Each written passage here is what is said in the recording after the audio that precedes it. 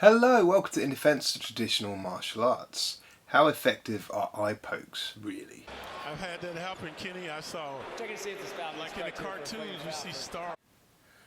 Since making a couple of videos about what people who are serious about self-defense should be practicing, and a video I did on eye gouging, I've been under attack from the Cheeto files, the Mizner fanboys, the woo apologists, and I know that they share my stuff on group chats because it's in my analytics. And I think I've had like a concerted attack by 3 people, 2 on here and 1 on Facebook, where they've all kind of given me the same argument and the same link, which is a list of UFC fights that were stopped due to eye pokes. And it got me to thinking about how effective eye pokes are. How can we gauge how effective they are? Well, for once, I am in the same opinion of the Cheetah files, which is that MMA isn't the best way to measure this. I know it'd be easy if you tell me, look at all these fights that were stopped because of eye pokes. Like, I could turn around and just say, yes, but how many eye pokes do we see in a night of MMA action? Quite a lot. How many of those are actually stopped? The serious majority of eye pokes don't lead to fight stoppages in MMA. That's a fact. I think we can all acknowledge that and move on. However, it is only part of the discussion. It doesn't tell the whole story. Why is that? Because, as the Cheetah files are often so wanting to point out, MMA fights have referees. So somebody gets poked in the eye, the fight gets stopped. I find myself asking, if the fight wasn't stopped, how many of those fights would have ended because of the initial eye poke. The eye poke, guy covers up his face, can't see, other guy comes in, finishes him off. We'll never know.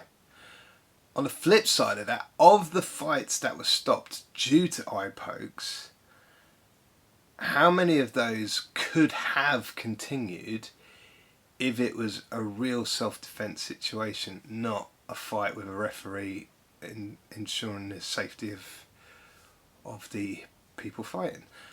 I believe the vast majority of them. I think there's very few eye pokes we've seen in MMA that would have meant the person would have been incapable of defending themselves after the eye poke took place.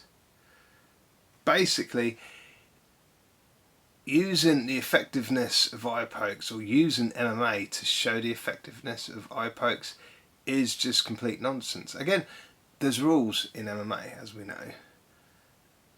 Those rules say you cannot eye poke opponents. So we don't know how effective they are, because these eye pokes are just accidental eye pokes. Replay. Oh yeah, right in there, man. We'll never know. My own viewpoint on this, and it is just anecdotal evidence, is that it's just as hard to poke someone in the eye as it is to touch them with your fist. The problem being, if you're really trying to jab someone in the eyes with your fingers and they move their head slightly and you're hitting skull, you are going to damage your fingers, unless you're doing some serious watermelon spear hand piercing technique. I don't know.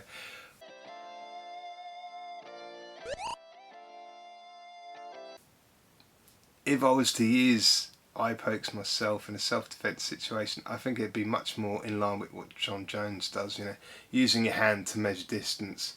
If one of those fingers happens to go in the eye, brilliant. But if that person rushes in on me, or I'm holding them at distance, I'm gauging distance for a punch, I've got a tentative feel, I can feel what's going on.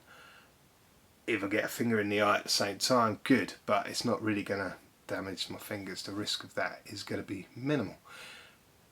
On this subject, it has got me to thinking, where are eye pokes allowed? and that is in King of the Streets competitions. So I'm going to watch a load of those fights, see if I can see eye pokes being deliberately used, and I guess we'll have to follow up to this video. Let me know what you think in the comment section as always. What do you think about eye pokes? What do you think about the arguments for and against using them? Yeah, catch you soon.